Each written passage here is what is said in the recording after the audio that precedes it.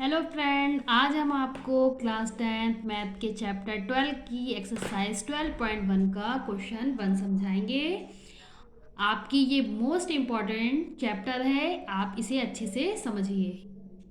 इसका आपका long question आता है, इसे अच्छे से तैयार करिएगा। क्वेश्चन है, दो घनों जिनमें से प्रत्येक का आयतन 64 घन सेंटीमीटर है के संलग्न फलकों को मिलाकर एक ठोस बनाया जाता है। इससे प्राप्त घनाभ का पृष्ठीय क्षेत्रफल ज्ञात कीजिए। कह रहा है कि दो घन जिनमें से प्रत्येक का आयतन 64 घन सेंटीमीटर है के संलग्न फलकों को, दो फलक हैं उनको मिलाकर एक ठोस बनाया गया है। ये हमारा है फिगर। कह रहा है कि दो हमारे क्या है, एक हमारा ये घन है और एक ये है। इन दोनों को मिलाकर जो है हमने क्या बनाया है, एक ठोस बनाया है दो फलकों को मिलाकर। तो वो कह रहे हैं कि प्रति एक घन का आयतन 64 घन सेंटीमीटर है। मतलब एक घन का आयतन जो है वो कितना है, 64, और दूसरे घन का भी आयतन कितना है, 64। दोनों के घन के आयतन कितने हैं, पहले का आयतन 64 है, दूसरे का भी आयतन 64 है। तो कह रहा है कि संलग्न फलकों को मिलाकर एक ठोस बनाया जाता है। इससे प्राप्त घनाभ का पृष्ठीय क्षेत्रफल ज्ञात कीजिए। हमें पृष्ठीय क्षेत्रफल निकालना है घनाभ का। तो दो घन हैं जिनमें से हम पहले मान ले रहे हैं, माना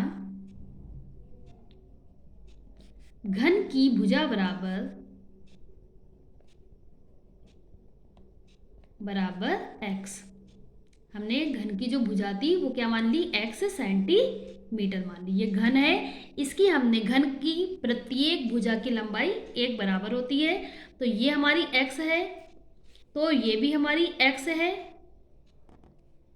और ये वाली दूरी भी हमारी क्या रहेगी, x है। ठीक है, तो दो घन है तो लंबाई जो है हमारी, ये चीज़ हमारी, ये इसकी x है तो इधर वाले की भी ये x रहेगी लंबाई।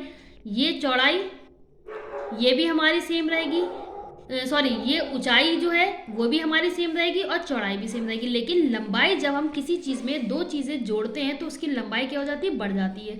तो ये चीज़ x है और x ही इसमें ये लंबाई बढ़ गई हमारी। तो लंबाई टोटल मिला के कितनी हो जाएगी, 2x। ठीक है, तो यहाँ पे हमने घन की प्रत्येक भुजा, घन की भुजा जो है वो क्या मानी है, x मानी है। अब घन का आयतन हमें कितना दिया है, 64 घन सेंटीमीटर।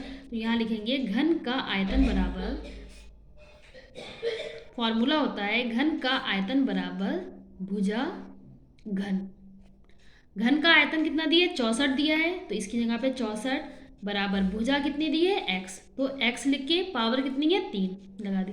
अब 64 जो है वो किसका घन है, 4 का घन है, तो इसको लिख देंगे हम 4 की पावर 3 इक्वल x की पावर 3। दोनों तरफ से घात से घात कट जाएगी तो x बराबर कितना आ जाएगा, 4। तो हमारी भुजा जो है वो कितनी आ गई, 4 सेंटीमीटर। तो यहाँ लिख देंगे भुजा x बराबर 4 सेंटीमीटर। अब हमारी लंबाई, चौड़ाई, ऊंचाई, घनाभ की क्या है, ये लंबाई है पूरी, ये चौड़ाई है और ये ऊंचाई है। तो लंबाई को हम किससे डिनोट करते हैं, l से। तो l हमारा कितना हो गया, लंबाई हमारी कितनी हो गई, x और x मिलकर 2x, तो लंबाई है 2x। तो 2 का 2 रहेगा और x का मान कितना है, 4। तो 2 चौक 8 सेंटीमीटर। ऊंचाई h से डिनोट करते हैं, तो h बराबर x है, तो x की वैल्यू कितनी है, 4 सेंटीमीटर। चौड़ाई को हम b से डिनोट करते हैं, तो b बराबर भी हमारी चौड़ाई भी जो है वो x है, तो x बराबर 4 सेंटीमीटर।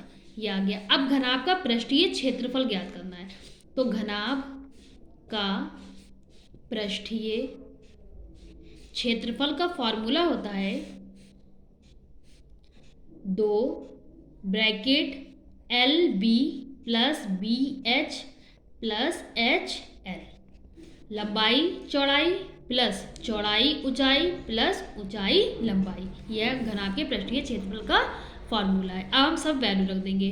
2 का 2, लंबाई कितनी है 8, गुणा चौड़ाई कितनी है 4, प्लस चौड़ाई है 4 और ऊंचाई 4, प्लस ऊंचाई भी 4 है और लंबाई हमारी 8 है। गुणा करा देंगे इनकी, यहाँ पे गुणा कराएंगे तो 8 चौक 32 प्लस 4 चौक 16 प्लस 4 अठे 32। अब इन सबको प्लस कर देंगे, 2 ऐसे ही रहेगा, ब्रैकेट 2 और 6 8, 8 2 10 का 0, हासिल लगा 1, 3 और 1 4, 1 5, 5 और 3 8। तो अब हम 2 की और 80 की क्या करा देंगे, गुणा करा देंगे। जब 2 की और 80 की गुणा कराएंगे तो कितना आएगा, 2 अट्ठे 16, एक जीरो का जीरो, तो ये आ गया 160 वर्ग सेंटीमीटर। क्षेत्रफल का मात्रक क्या होता है, वर्ग सेंटीमीटर। ये हमारा क्या आ गया, घनाभ का पृष्ठीय क्षेत्रफल।